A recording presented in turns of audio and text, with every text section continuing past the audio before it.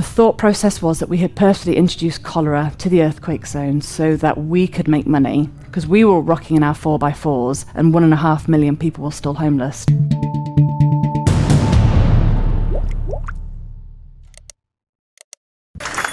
So, we always start with the trigger warning before any of my talks, because I have worked as a midwife in war zones and refugee camps and post-disaster, including earthquakes and cholera epidemics. And the topic is horrid, right? You know, I wouldn't be telling you the truth if I wasn't giving you the real experience, but that does come with a warning of maternal loss, baby loss, maternal injury, birth injuries. And if that's not your stuff, it's all right. If you want to leave at any point, it's all right, because one of the things I was really careful about before writing my book is the last thing I would want is me telling my story, then ending up harming somebody else. So there is a trigger warning. And now for the story. So I'm going to take you back. This is a story that starts in the 80s. With anybody with young kids, that is a Bluey reference, but I'm not getting anything back from the faces. So I want to picture the 80s, and I'm 6 years old. And when you're 6, you think life is good, right? You think good wins over evil. You think your like little Nintendo games are the best things on earth. You go cycling without telling your parents where you're going to because it's the 80s. And you play kiss chase in the park, and life is pretty good. And then also in the 80s, we sat down one Saturday evening. We probably had a Chinese takeaway. You know what Chinese takeaways in the 80s are like, very red, very gooey, MSG. And as a family, we thought, do you know what a good idea is? Let's sit down and watch Live Aid. So we sat down, and it was the first time that ever on TV, after the BBC News, that starvation camps had been shown on British television, which shocked us, you know, as it should do.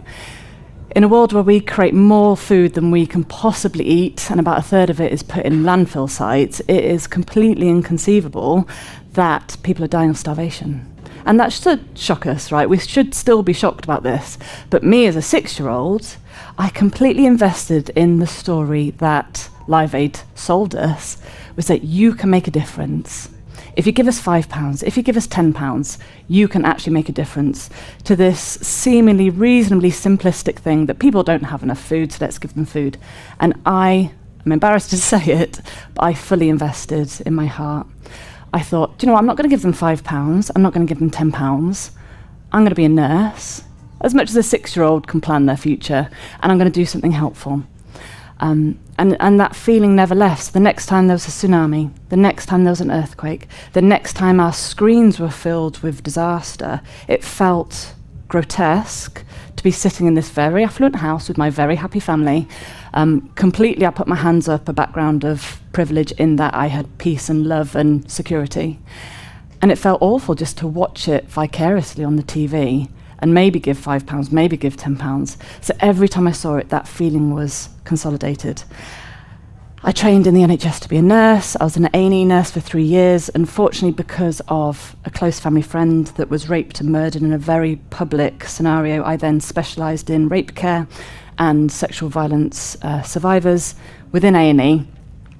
I travelled and worked in Zambia. I qualified in tropical medicine, and I felt like I was putting like all these tools in my tool belt, because then finally, once I add up all the tools in my tool belt, I'm going to be able to go to this disaster, and I'm going to be so helpful. Oh my God, those starving children. Like, I'm embarrassed admitting it, but I just thought, you know, I'm going to make this positive difference.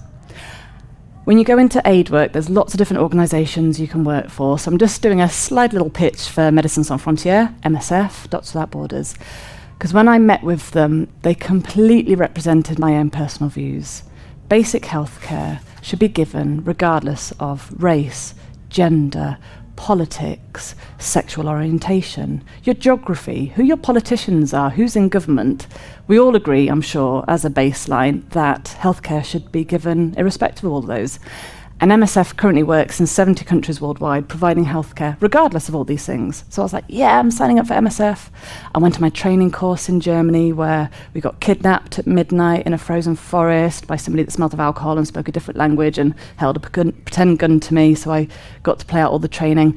Again, another thing in my tool belt. I did the training, got the T-shirt, get on and then go to Amsterdam with my MSF logo, feeling pretty cool, unfortunately. And I fly to a war zone. So my first mission was for a year in South Sudan, which at that point was a country that had experienced over 50 years of civil war. I was going to be leading one healthcare unit. It was the only healthcare provider in an area the size of Belgium. And it was going to be me and one other nurse in 4 mud huts, and that was going to be it. But when you're in the UK and you're a 26-year-old altruistic saving angel, I was like, yeah, I can do that, why not? So I get on the plane in Kenya, we fly into South Sudan, and already, the plane's like an old World War II cargo plane, and some of the nuts are coming out, and the leather seats are a bit torn, and there's no seatbelt on it. And I'm looking out the window of these porthole windows, and everywhere you looked in all directions, it was just completely flat. And in 1 hour's flight, we estimated that we flew over 10,000 landmines that were in the land. There were no trees, there were no rivers, there was no life as we could see, because life in South Sudan, because it is so hot, 50 degrees centigrade on the day we landed, that life is really tough. And the plane lands and everybody gets off, and we've landed in a place called Lankien, and we take off all the aid boxes, and then everybody knows what they're doing, everybody except me, and I'm sat there thinking, I feel slightly out of my depth. And that was when my first patient got loaded into the plane. So she was brought in on a stretcher made of sticks, and for dignity she was covered with a sheet. But what hit me first was her smell. And what this woman had experienced was 2 years before. She'd been pregnant and no access to a midwife because the war had taken it from her. She had no access to a hospital because the war had taken it from her. Very, very sadly for her, her baby had died inside her.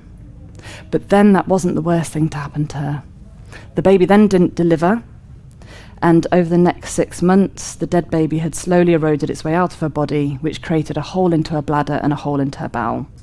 She then constantly leaked everything that we would pass into the toilet vaginally, and the smell was unstoppable.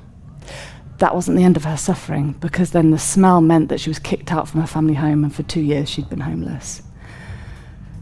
This woman's experience was just like a massive wake-up call for me, and to even talk about my experience whilst her suffering is clearly the worst, I very much recommend that I am still speaking from a privileged position.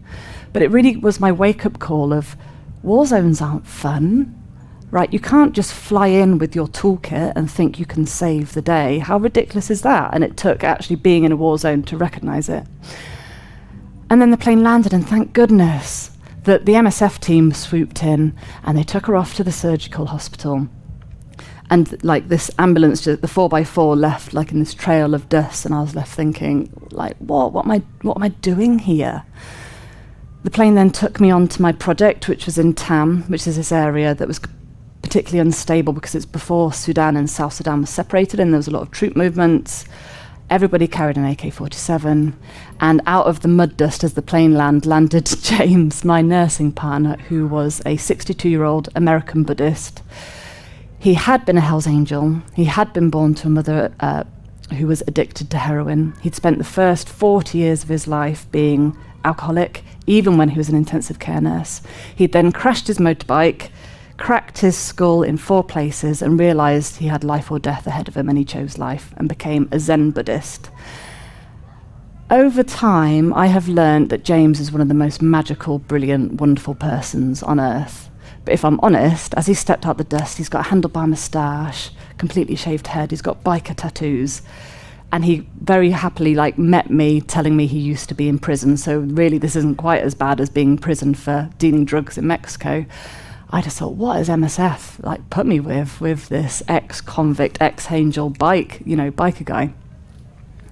What I realised from James was, which I hadn't learnt in my very lovely house growing up, is there is a real power of just speaking your truth, which I know sounds really corny. I know it does. I know it makes us all cringe, but he had no holes barred at all. He had no filter, no boundaries.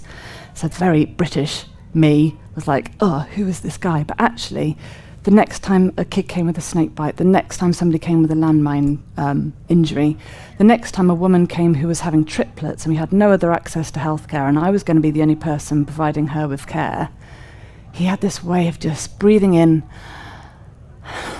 and he'd say equanimity, which annoyed me at the time, and we would get on with the activity. over time in South Sudan, we would see about 1,000 patients a month who had no other access to healthcare. We could get a flight into us for surgical procedures and to fly somebody out for a caesarean section, but I knew that cost the charity at least £10,000. And when it rained, because the runway was literally just mud, there was no way of getting a flight in. Clearly, we weren't able to save every single life that came to us. I really thought we were going to. I really did. I really thought, I'm working with MSF, we can save the world. I really thought I could. And what happened over time for the year being there is I got better. I got better at deliveries. I got better at snake bites. I got better at burying this feeling of I'm completely out of control and really having a bad time about this. And I came back to the UK and my auntie went, oh, how was your gap year? And you're just like, I don't know, I could, how long have we got today? I could speak for half an hour. I could speak for the next 14 years and I probably wouldn't be finished. And I had no language of processing that at that time. What I perceived was that I had failed people. I can still name Nyawan, Nyack, Nyabol, Eve, Grace, Mary, baby Mary. They sit with me on my shoulder. And over the years I have learnt to process them, but I cannot name, how long was I there for? A year. So statistically, I cannot name 12,000 people that we did give access to healthcare for, but I can name every single person that we didn't. My perception of that was, I need to learn more. I need to do more. I'm going to learn more next time. I'm going to be the best midwife. So I came back to the UK and trained as a midwife, and I got a good grade. And then straight away, rather than consolidating, I went to Haiti after the earthquake in 2010. When we arrived in Haiti, there'd been a complete political collapse. It was gang warfare, and humanitarian aid workers were perceived as being...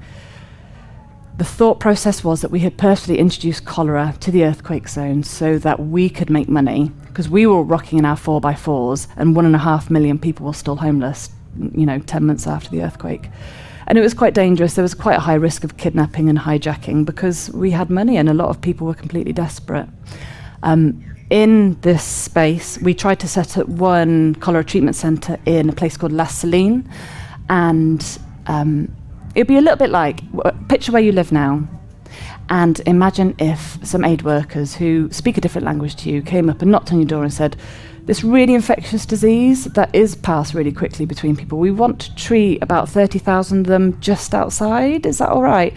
And people said no, because you wouldn't want people coming to your neighbourhood with something that's really infectious. So we understood it, but we got kicked out of one site, and then we did manage to set up another treatment centre in Carrefour, where I then specialised in childbirth in cholera. So just very basically, if you have cholera, you lose 60 litres of diarrhoea very quickly, which kills you after about 6 litres. But imagine on top of that, you've got the watery diarrhoea, but you're also giving birth. Like just logistically, like it's crazy. So what we ended up doing is, because there's no guidance, there wasn't at the time for maternity care in cholera epidemics, it ended up being a sheet. So I would have 2 helpers that would literally hold a sheet at the point of the perineum. So the poo would go down and the baby would come up. And that was the best that we could manage at the time. Good news is cholera has got over 50% death rate. That's not the good news. With treatment, cholera has got a 99% survival rate, and we saw 3,000 people per month, and we had a 99% survival rate, and we didn't lose any mums or babies, and we even had breastfeeding within the cholera treatment centre, done safely and healthily. So there was huge successes. But I came back from Haiti and I was thinking, it's not, I haven't done enough yet. I still haven't, made this difference that this 6-year-old me had imagined that I was going to be able to.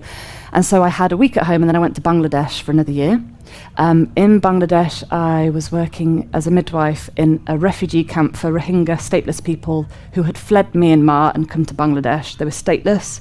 Myanmar didn't want them, but Bangladesh also didn't want them. As much as if 30,000 people were to arrive on the south coast on boats, maybe we wouldn't particularly welcome them into the UK either. So we can have compassion with the system that is already stretched, that is not accepting refugees, because we do it ourselves at times. To continue watching this video, click the link in the top left or in the description below. Or visit iai.tv for more debates and talks from the world's leading thinkers on today's biggest ideas.